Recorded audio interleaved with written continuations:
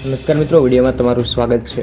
હાલમાં યુવકે સગીરાનું અપહરણ કરી દુષ્કર્મ આચર્યું અને પછી યુવતીની પત્ની, માતા અને બહેને પણ સગીરાને અપહરણ કરી અને ગુપ્તાંગ ભાગની અંદર મરચાનું પાણી નાખી અને ડામ આપ્યા। ખરેખર આ સમાચાર સાંભળતા જ હૈયું થથડી જાય તેવા સમાચાર છે।